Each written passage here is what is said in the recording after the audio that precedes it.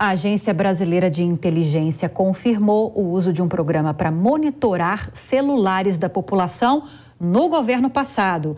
Quem vai nos explicar sobre essa ferramenta é a Berenice Leite. Berenice, boa noite. Como funcionava essa ferramenta e até quando a ABIN a utilizou?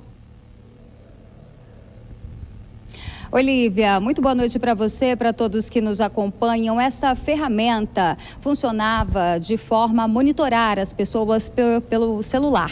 Através da transferência de arquivos, a torre localizava, então, monitorando qualquer pessoa que estivesse com o seu celular. Esse contrato foi feito em 2018, entre 2018 e 2021, e acabou gerando um certo conflito interno, isso porque há relatos de que esta ferramenta de monitoramento estava sendo usada, inclusive, contra agentes da própria ABIN, da Agência Brasileira de Inteligência, Os relatos desta utilização que acabou gerando aí uma polêmica e a instalação de um procedimento interno para apurar quais eram os critérios de utilização e também a regularidade desta contratação. Bom, essa ferramenta vem sendo chamada, inclusive, pelo atual governo de uma ferramenta de espionagem. Hoje, inclusive, eu conversei com o ministro de Relações Institucionais, Alexandre Padilha, durante o evento dos prefeitos aqui em Brasília, e ele disse que isso é algo grave, que deve ser investigado pelos órgãos competentes, no caso, a Controladoria Geral da União, Ministério Público e Ministério da Justiça. Vamos acompanhar o que ele disse. Mais uma questão a ser apurada das profundas irregularidades cometidas não só por Bolsonaro, mas por agentes do governo anterior. A própria ABIN e outros órgãos, como o próprio Ministério da Justiça, certamente irão apurar essas situações. E se for comprovada a situação, uma irregularidade tão grave na vida íntima das pessoas, nos direitos individuais, na liberdade das pessoas, se isso for confirmado, os responsáveis têm que ser fortemente punidos.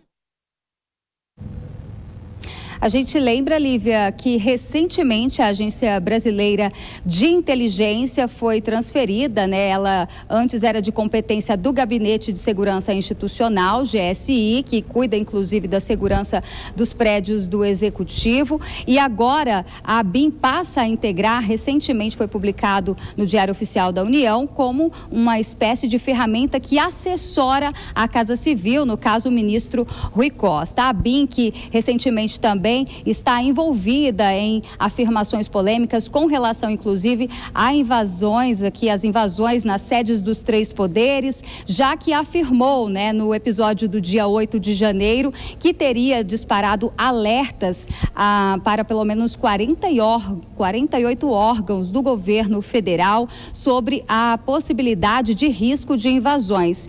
E depois disso, a ABIN foi transferida, então, e agora assessora a Casa Civil. Lívia, volto com você. Obrigada pelas informações, Berenice Leite. Um bom trabalho para você aí em Brasília.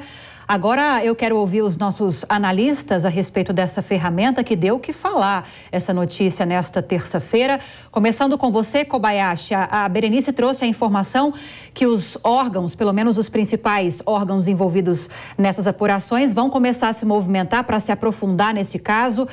Controladoria Geral da União, Ministério Público, Ministério da Justiça, para entender quais eram os critérios de utilização dessa ferramenta, desse software que permitia monitorar a localização das pessoas pelo número, simplesmente pelo número do celular. Integrantes do governo falam em ferramenta de espionagem e numa forma de violação dos direitos e liberdades das pessoas. Temos problemas aí pela frente? Temos, mas a gente precisa considerar algumas coisas, Lívia. Primeiro, a ABIN é a Agência Brasileira de Inteligência. Então, certamente é uma agência que terá acesso a informações privilegiadas, informações sigilosas, informações que precisam ser de conhecimento dessa agência justamente para que ela possa se antever, se antecipar em questões de segurança, principalmente. Talvez esta ferramenta tenha sido utilizada, por exemplo, para ciência da ABIN com antecedência dos atos que aconteceram no dia 8. Fruto dessa ciência, por exemplo, o anúncio que ela fez aos 48 órgãos do Sistema Brasileiro de Inteligência. Muitos desses órgãos, claro, dentro do próprio governo federal. Se essa ferramenta foi utilizada para isso, por exemplo, é um uso legítimo, que prevê a precaução necessária para questões de segurança. Agora, é claro que essas informações não podem ser utilizadas de maneira equivocada, de maneira criminosa, inclusive, simplesmente para saber onde pessoas estão indistintamente, quaisquer pessoas e, em especial, com finalidade de exploração política dessas informações. Por isso mesmo que a ABIN deveria continuar em um órgão de segurança, como era até o início desse governo, debaixo do GSI. E se há alguma desconfiança do presidente Lula em relação ao GSI pela participação dos militares, que ele transferisse a ABIN para outro órgão de segurança, outro Ministério de Segurança, como, por exemplo, poderia ser o Ministério da Justiça ou o Ministério da Defesa, mas o que houve foi uma transferência da ABIN, que continua tendo acesso a informações privilegiadas por essa ferramenta ou por outras, para o Ministério mais político do governo. Por que é que o Ministério político precisa ter acesso a informações privilegiadas de pessoas? Agora, Alexandre Borges, só para deixar bem claro para a nossa audiência, segundo a nota da ABIN, o uso dessa ferramenta, segundo o contrato sigiloso,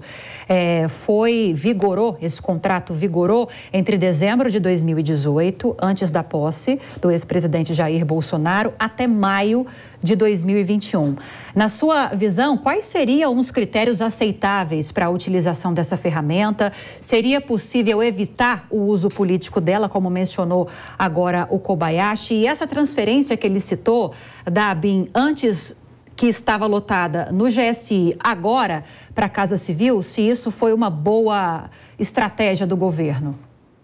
É bom lembrar que em dezembro de 2018 ele não tinha sido empossado, mas já tinha sido eleito, né?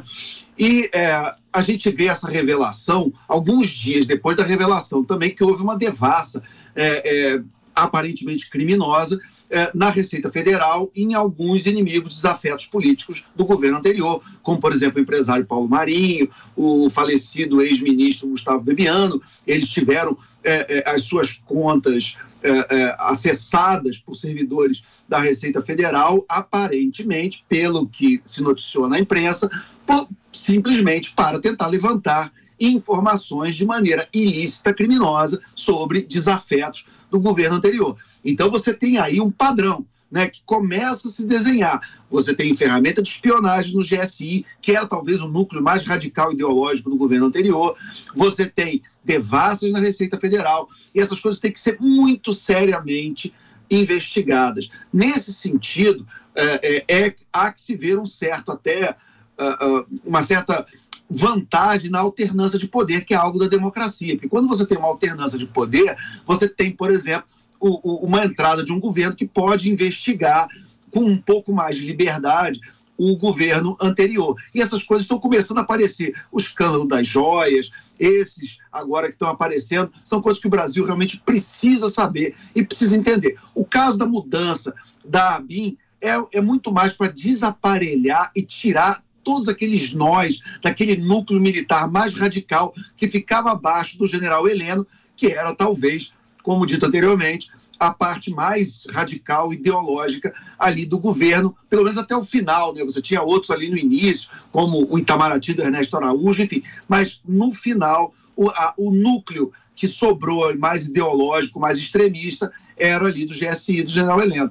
Então, o Brasil precisa saber essas coisas, precisa ter uma investigação muito séria, porque não é brincadeira você descobrir em algum momento que tinham pessoas que simplesmente podiam, escrever num número de celular, saber onde aquela pessoa estava, o que é uma invasão absurda da confidencialidade e dos direitos de privacidade de cada cidadão. Claro, presunção da inocência, claro, precisamos investigar, mas até agora a foto que aparece não é boa. É por isso que a gente vai acompanhar bem de perto essas investigações.